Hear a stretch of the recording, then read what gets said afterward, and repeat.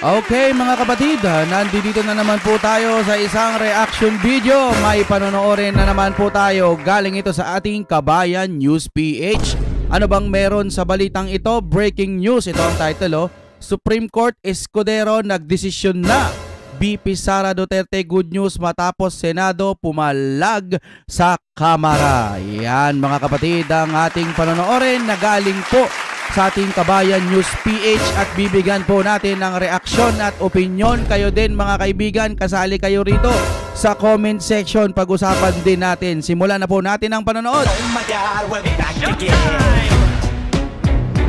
Come on. Now let's get down to business. Alright, play na natin. So kung ginawa ng Senado ganun, kung ano yung recess, sinabayan lang, sino ako para baguhin yun? Espesyal ba si VP Sara? Mas gigil ba tayo kay VP Sara? Mas gusto ba natin? Teka. Parang mali yung tanong eh. I-impeach na nga tapos special pa. No, masabi lang na hindi special ba si VP Sara? Sabagay wala namang ganun sinabi. Kasi ganito, impeachment yan. Tapos dahil nga sa hindi matutuloy, bakit special ba si VP Sara para madaliin? Diba? Nakukuha nyo, ang ibig kong sabihin dito, masabi mo lang na hindi special, parang ganun ba yun? Ako'y nagtatanong lang naman kasi parang mali yung tanong eh. Kasi pag talagang kailangan magkaroon po ng impeachment, special. So ibig sabihin, paano ko ba ipapaliwanag? Mali yung term eh. I-impeach na nga eh, kailangan na nga madaliin at kailangan gawin na. Tunog special ba yun pagka ganun? So hindi special si VP Sara kaya dapat hindi madaliin. Paano ko ba ipapaliwanag ng Tagalog ng maayos? Hindi, mali yung term na ginamit niya eh. May masabi lang na hindi special si... Kunwari, nagnakaw ng ano yun, papatunayan mo yun, tara dito tayo sa special session. Sige, palampasin muna natin to, tuloy-tuloy muna tayo. Sa matanggal kumpara sa iba? Hindi ba dapat kung ano ang pagtrato doon sa mga naunang impeachment? Yun din ang pagtrato natin sa mga susunod na impeachment. Hindi natin pwedeng baguhin yun. Pwede lamang magpatawag ang Senate President ng special session kapag hiniling ko sa majority leader at pumayag siya, pero para sa isang dahilan lang, urgent legislation.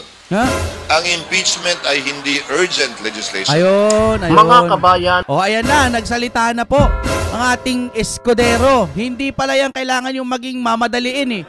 Kasi wala naman palang mga rules na gano'n na kailangan madaliin. Tatlong impeachment na o magpapang-apat pa nga ate. So ibig sabihin sa unang impeachment pa lang dapat doon pagka halimbawang nag-failed sila, dapat may 1 taon pa. Pagkakaalam ko lang ay base lang ho yan sa aking opinion. Ganun ang alam ko eh. Kasi sa mga napapanood natin, ipinapaliwanag doon pagka nakalusot sa isang impeachment at hindi pa rin napa-impeach si VP Sara, sa susunod na taon ulit or di ba? Parang 1 taon ulit, di ba? Ganun yun. Di ba? Ngayon, ang problema ko problema ng ating bansa, kapag pag na-impeach ba si VP Sara, magiging 20 pesos na ang kilo ng bigas? Ayun, nagtatanong lang po Kasi parang madaling-madali kayo dito eh. Parang di ba? Madaling-madali kayo dito. Bakit? Ba't kailangan yung pabagsakin to? Wala na nga kasalanan, wala na nga Sabi ng COA, wala na nga tas yung pagbabanta, hindi naman Ba't di kayo dumaan sa Supreme Court? Ito tuloy si VP Sara, dumaan sa Supreme Court. Yun lang ang akin lang, no? No hate sa bawat kampo. Ganun na lang, wala naman tayong magagawa eh. Ang sa akin lang, hindi po dapat may impeach si VP Sara dahil nagtatrabaho ng maayos. Ang laman ng mga balita, impeachment. Buti pa yung Jessica Soho, sinabi ko na rin kanina sa isang vlog, buti pa yung Jessica Soho nagbalita ng problema doon sa Palawan, yung sa mining. Nakakalbo yung mga kabundukan, para mga puno natatanggal dahil kinukuha, minamining nila yung lupa, kasi yung lupa na yun may mineral na pwedeng makagawa ng mga etc. battery, ewan ko, para may magnet, ewan ko, basta ang daming pwedeng pag-usapan sa Pilipinas. Talagang impeachment, talagang gusto nilang madaliin. Yun lang Wag naman po mga sir, wag naman po ang dami pong maaapektuhan kapag pinababa nyo si VP Sara. Nagtatrabaho ng maayos yan. Bawas-bawas na nga yung Yung mga budget, di ba? Naapektuhan po yung mga mamamayang Pilipino, hindi lang po si BP Sara. Ay, sana po nang taga-kabilayan. Seryosong usapin po. Kung ang mga Duterte hindi na makakaupo at tuwang-tuwa kayo kasi nga kayong mga binayaran, kung meron. Kung yung may mga binayaran dyan, nagtagumpay kayo sa mga gusto nyong plano, nagtagumpay ang inyong manok, kumbaga. Tapos malalaman nyo, kurakot pala talaga, pero nabayaran kayo. Gusto nyo bang maglubog-lubog palalo ang ating bansa nang dahil sa pangungurakot? Sample lang ho ito Kaya isipin nyo rin, totoo bang may kasalanan si BP Sara? Hinalukay ko na wala talaga Kalma. Okay, back to normal na. Tuloy-tuloy po tayo. Muling nanindigan si Senate President Chis Escudero na hindi niya pakikinggan ang hiling at apela ng ilang grupo kabilang na ang mga congressman maging ang mga kapwa niya senador. Tama, Chis Escudero. Tama yung sinabi mo. Tama yan. Kayo ang mas binoto ng maraming mamamayang Pilipino. Tandaan nyo yan. National po kayo. National. Buong Pilipinas po. Yung mga bumoto sa inyo, hindi po puro lokal lang. Hindi lang mga 100,000. Mataas po ang mga boto ninyo. Kaya dapat mas kayo sana ang mas nasusunod. Naumpisa na ang impeachment trial dito kay BP Sara Duterte sa lalong madaling panahon. Ayon kay Escudero, wala sa lugar ang Kongreso para madaliin ang Senado. Agoy! Wala pala sa lugar base sa nababasa natin. Naasikasuhin agad ang trial dito kay BP Sara dahil kahit sa kanilang tanggapan mismo ay tumagal na nga mahigit 2 buwan bago na iakyat sa opisina ng Speaker of the House. So kung ginawa ng Senado ganun, kung ano yung recess, sinabayan lang, sino ako para baguhin yun? Espesyal ba si BP Sara? Mas gigil ba tayo kay BP Sara? Mas gusto ba natin siyang matanggal kumpara sa iba? Hindi ba dapat kung ano ang pagtrato dun sa mga naunang impeachment? Yun din ang pagtrato natin sa mga susunod na impeachment. Aba. Gusto ko tong sinasabi ni Chis. Chis, kampi muna tayo. Ay, paalala ko lang lahat ng mga sinasabi natin dito reaction lamang. Opinion sa mga balitang napapanood natin, Hindi natin pwedeng baguhin yun. Kung hindi, magre-reklamo palagi na bakit ako ganito pagtrato, ba't yung iba hindi? Tama. Pero babalikan ko si Kong Jill. Nakalagay sa rules ng House. Section 3 of the Rules on Impeachment of the House. Impeachment complaints shall be filed with the Secretary General who shall immediately refer it to the Speaker. Sa kanila nakalagay immediately. 2.5 buwan nilang inupuan yung 3 impeachment complaint ni hindi ginalawat ni refer ng SecGen sa Speaker Nakalagay sa rules nila immediately Magkatabi lang naman ang opisina nila. Bakit ibang definisyon ng immediately, naniwalang immediately sa konstitusyon nakalagay? Ayan na naman, narinig ko na naman ang konstitusyon sa madaling salita. Mukhang meron na naman tayong nakikita. Mukhang meron na naman tayong nakikita ang paglabag na naman sa konstitusyones. Yang konstitusyones na yan Tuloy. Ang gusto nilang ipataw sa akin. In other words, they don't have the moral nor the legal basis to ask for it. Ayun. At bilang panghuli, kung papitik-pitik sila, naghintay ng 2.5 buwan, matapos i-file yung unang impeachment complaint, bago nila isinampa sa amin, nulayata sila sa lugar ngayon, madaliin kami. Pagkatapos sila magpitik-pitik. Oh my dear! Si Isko. Escudero. Palakpakan natin si Kuya Chis Escudero natin. Very good. Sir, saludo muna ako sa iyo sa ngayon. Sa kamera ng mga impeachment complaint. Baka awayin ka na naman, Sir Chis. Baka naman bigyan ka rin ng mga, baka ipatawag ka rin doon sa Final ng Disyembre pa. Sa isang presko na ginawa sa baluarte ng mga Escudero, tinanong siya ng media kung may interes ba siya o papayag ba siya na i-endorso ni Pangulong Bongbong Marcos Jr. bilang pangalawang Pangulo kapalit ni BP Sara. Kung yan. Oo nga naman. Di ba? Okay, sakaling masibak ito sa pwesto. In fact, sinabi ko na ilang araw na nakalilipas, hindi ako interesado maging bise. Wow! 2 saludo na, Chis Escudero. 2 saludo na ang sinaludo ko ngayong araw. Para sa'yo. Yan, 2. Tantanan. Kawawa po yung iba dyan. Saludo, Sir Cheese Escudero. Sana po, mapanood nyo ako. Saludo. Ang pangit naman nun sa panlasa, kami magdedesisyon, kaugnay niyan, tapos yung pala, interesado ko at gusto ko pala. So ngayon pa lang, sinasabi ko na, hindi ako interesado, tatanggihan ko yun kung inalok man sa akin yun. Hindi tama at hindi dapat ginagawa yun. Ang galing. Naalala ko dati, no? Nung panahon ni Gloria, si Noli Di Castro. Ang bata-bata pa tayo nun pero parang mga 21 years old, 22, something like that. Wala pa akong pakialam nun sa sa mga ganyan-ganyan. Wala pa akong alam nun Ang sabi lang nung marketing, kasama ko sa marketing, kasi technician tayo computer, IT, kumbaga, IT-han. Tapos yung manager, nanonood siya ng balita. Nagsalita si Noli Di Castro, kaugnay po na halimbawa pag na pababa si Gloria, si ang papalit, 'di ba? Si Noli Di Castro. Napakinggan ko siya, sabi niya ng ganun. Ang yabang niya, sabi niya kay Noli Di Castro nun. Ang yabang niya, sabi niya. Kasi pag daw magsalita kasi nga kung ikaw ba naman ang magiging papalit bilang isang presidente, 'di ba? O ngayon si Cheese, nakikita ko base lang yan sa aking opinion. Nakikita ko siya, wala siyang interest doon po sa pagiging vice president.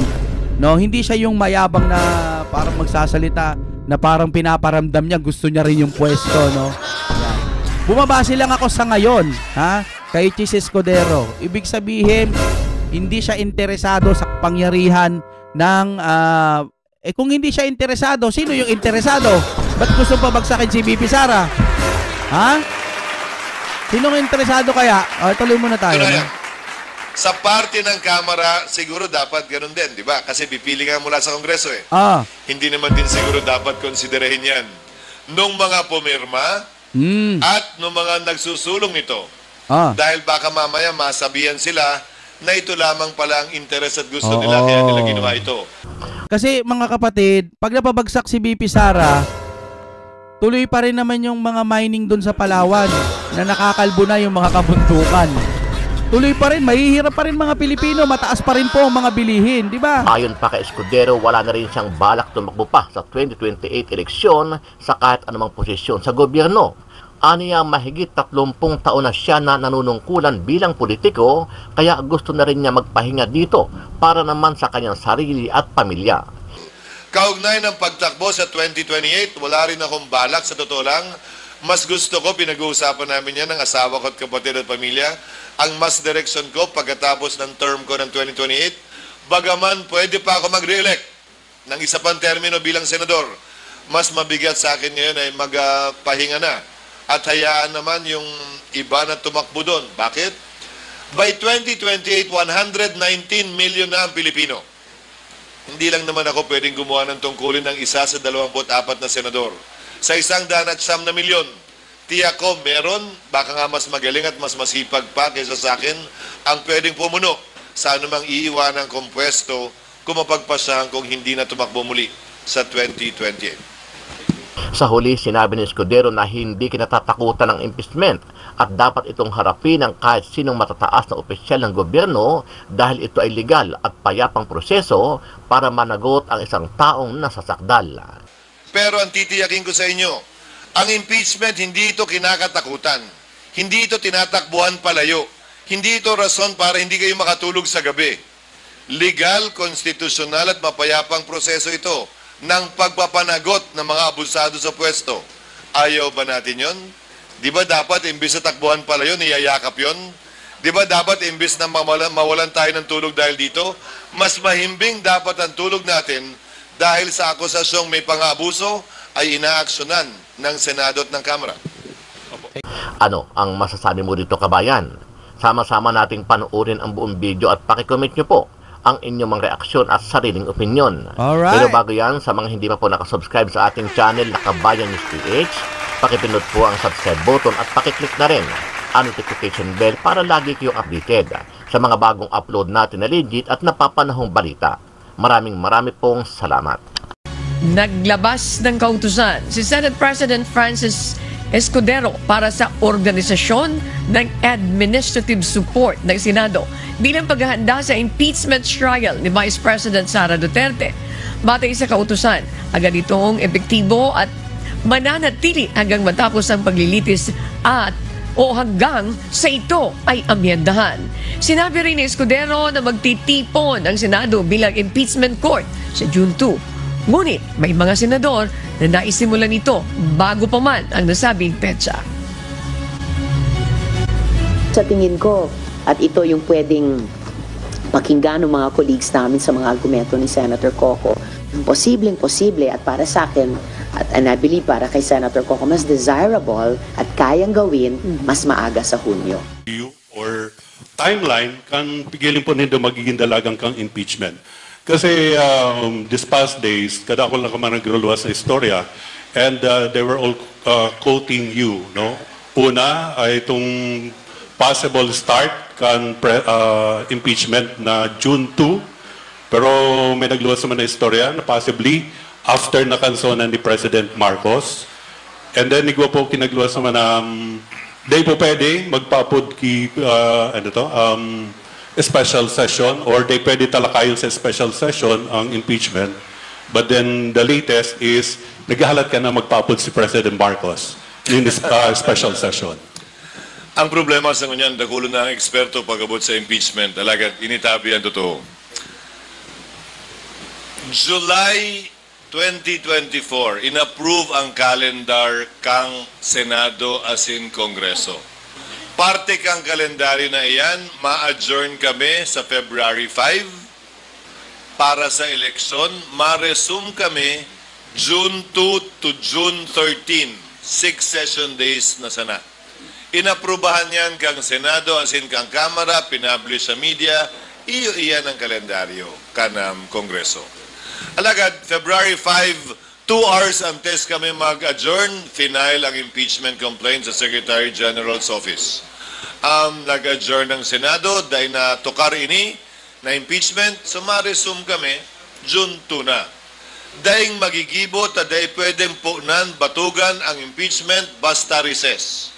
Dapat mabatugan ang impeachment in open session. Nata. Inot.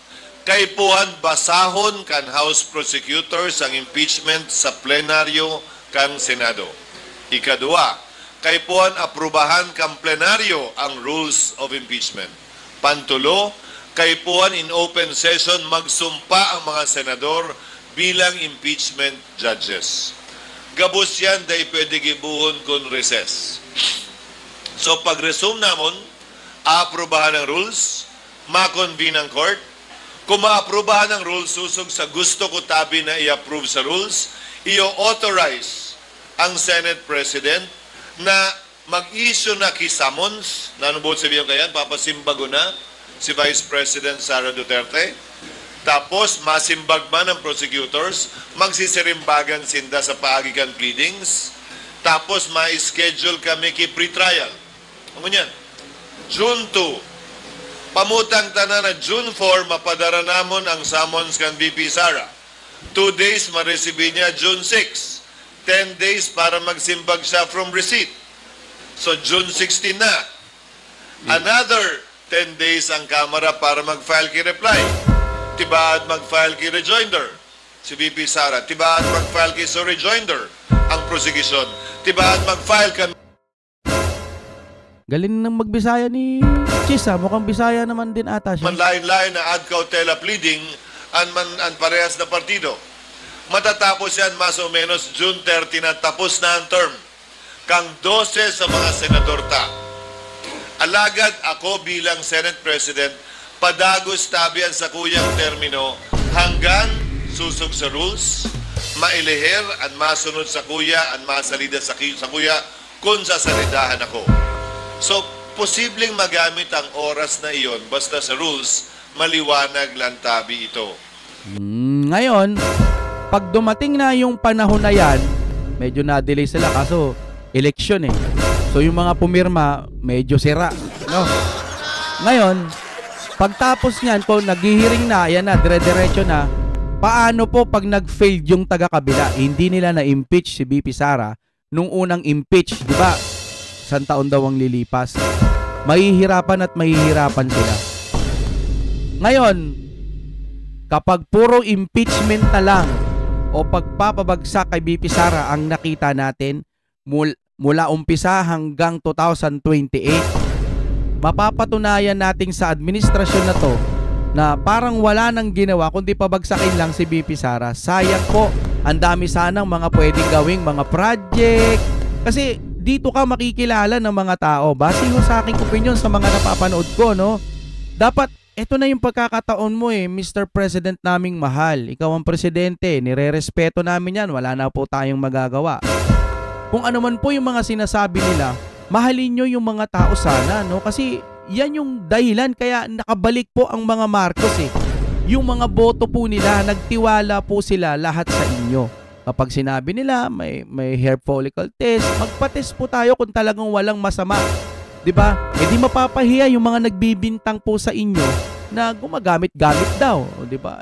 Kung talagang wala, mas magandang makita nila na yung test ay negative talaga. 'Di ba? Tapos habang nakaupo po sana kayo, gumawa po kayo ng mga project, big project para sa ating bansa. Para po makita ng mga mamamayang Pilipino, eto na ngayon ang Marcos. Wow! Salamat naman nakabalik. Kaso, lagi ho nating nakikita, puro negative Kahit pumunta tayo sa kabila, nahihirapan na rin silang ipagtanggol. Nakikita ko, medyo mabababaw na ho yung mga paliwanag nila. Patungkol po sa ipinagtatanggol kayo.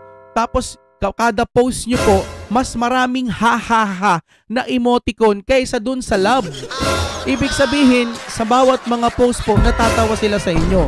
Kaya na-hide po. Ang sa akin lang po, mahal naming Pangulo, sana matapos ang termino ninyo, may maiwan sanang mga mabubuting mga nagawa kayo para po maitanim sa utak ng mga tao, sa mga puso ng mga tao na okay tong aming presidente. Kasi po sa Duterte, kung bakit ganyan po ang mga mamamayang Pilipino sa Iglesia ni Cristo pala, kita nyo naman, di ba? Yung rally po nila, pagmamahal or peace rally, ayaw nilang mapatalsik si BP Sara. Sinang-ayunan nila yung opinion ninyo na wag patalsikin si BP Sara o wag i-impeach o wag unahin, something like that. Tingnan nyo naman yung pagmamahal nila sa mga Duterte. Grabe! Tapos, kada rally, di ba? Mr. President naming mahal, mas mabuti pong makilala ang mga Marcos. Pangalawang chance na to sayang. Dapat buhos lang sa trabaho para sa mga susunod po na uupo na Marcos ulit. Kaso, mauutak na ho kasi mga Pilipino ngayon, no? Dati siguro kaya pang dayain. The more na yung social media, nakikita na rin ng mga kabataan, mga elders natin, mga senior, kahit mga middle age ba tawag dyan. Hindi na uso mga TV-TV. Malaya nang magpahayag ngayon sa social media. So, nanunood yung mga tao, ito pala yung katotohanan. Iba pala yung nakikita namin sa mga bias media. Yun lang po. Hindi mahirap pong pigilan na yan. Kasi matatalino ng mga tao, nakikita na nila ngayon kung may ginagawa ba ang gobyerno o wala. Sa akin lang, sana po mag-iwan po kayo ng mabubuting alaala para po mas mamulat yung mga mamamayang Pilipino, karapat dapat pa rin maupo ang PBBM. Hindi yung parinigan. Sa totoo lang, hindi naman kayo inaano ni BP Sara dati Nito lang, nung pumalagho talaga siya Ngayon, hindi nyo man lang magalaw si BP, kumbaga, hindi man lang maalog si BP Sara, banat sila ng banat. Hindi nyo man lang maalog ang mga Duterte. Pero kapag sila ang nagsasalita laban sa mga taga-kabila, nayayanig po sila kung ano-ano na po yung mga pinagagawa nila. Minsan nagkakaroon pa ngayon ng ng survey no? Maka pro Marcos ka ba o maka Duterte? Tapos makikita natin mga pro Marcos daw, ano? Nakita, ang taas pro Marcos. Parang mind conditioning. Wala na po. Tanggapin ho natin ngayon, yung panahon ngayon, talagang umaandar na po na mulat na, kaya nang makita kung may ginagawa ba ang administrasyon natin ngayon. Hindi na po uso yung mga ngampanya ka para ito sa bayan, malasakit para sa bayan. Hindi na po ganon ang uso ngayon. Uso ngayon, kailangan may nagawa ka ng mga magagandang mga bagay para po sa Pilipinas. Gaya po ng sinasabi ninyo, bagong Pilipinas, tapos yung mga kaalyansa po ninyo, matatagal na rin po pala yan eh. Sana noon ginawa na nila yung mga makakaya nila para sa bagong Pilipinas. Nung dumating po ang Duterte, nakaramdam kasi yung mga tao na meron pagbabagong nangyayari. Yun nga lang hindi kumpleto. Akala nila itutuloy ng administrasyon ngayon, pero walang nangyari. Diba? Yun lang po, at tayo hoy hindi umaatake.